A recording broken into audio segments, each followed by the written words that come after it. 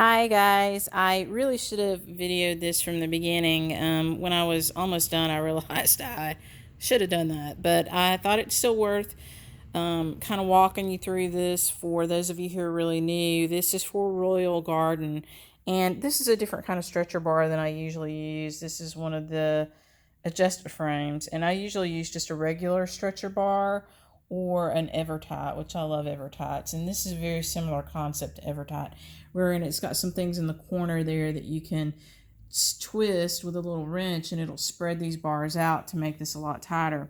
Now looking at this, you'll see that I don't have all the tacks in. I'm missing some in the corners. I'll see if I can get a better view. I'm too short to get the whole thing in there at one point without standing on a chair. But I wanted to tell you how I did this. I laid the canvas across the top of the wooden stretcher bars, and it doesn't matter what kind of stretcher bars you have, this was going to be your process. And I started in the middle of each stretcher bar, and I put a tack. I started with the middle of one side, and I put a tack here, and then I came directly opposite to the other side, and I put one tack there. And I pulled it tight, and you can see this is pretty tight. You can hear it, you can feel it, but it will loosen up as I stitch on it, especially as big a piece as it is.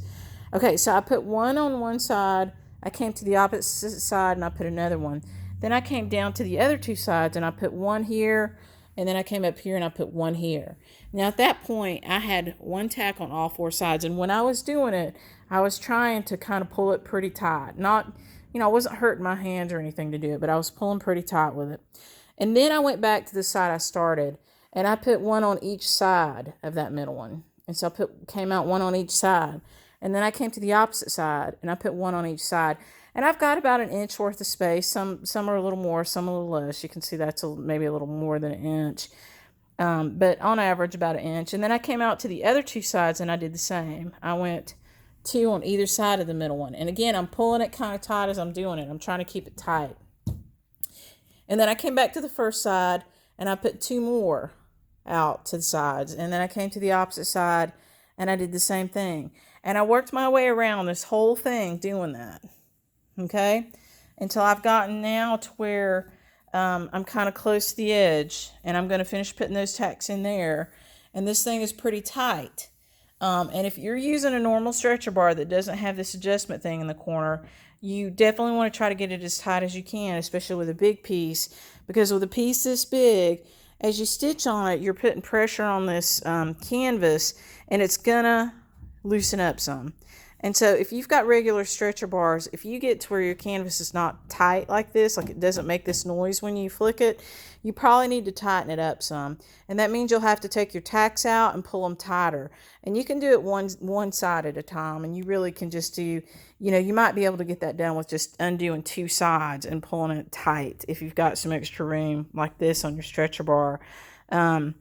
So I just wanted to kind of talk to you about that. If you've got an adjustable stretcher bar, like this adjustable, I think it's called adjustable frame, or the Evertights, then you don't ever have to take your tacks off. You can just equally, you got to make sure you do it equally, turn the adjustments on your stretcher bars.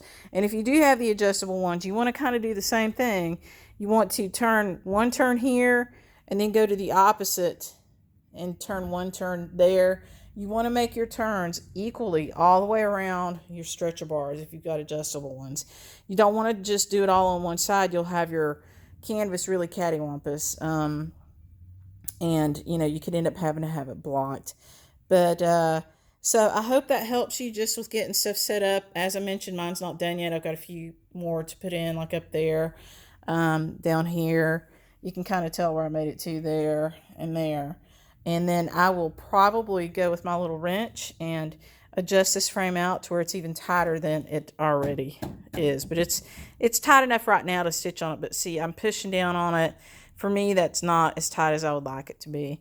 So I hope you enjoy this. I'm going to post this one out there for you under Royal Garden. And then I'll keep posting more on Royal Garden as we go. And I hope you guys all tune in for the stitch along that we have with Debbie Rowley, the designer, on Sunday at 2 p.m. Eastern Time on the Fiber Talk Live. Gary and I are going to stitch, and Debbie is going to answer questions and give instruction. And I think she's going to be able to take your questions too. So definitely tune in for that, 2 p.m. Eastern time on Sunday at Fiber Talk Live. Thanks a lot. Bye.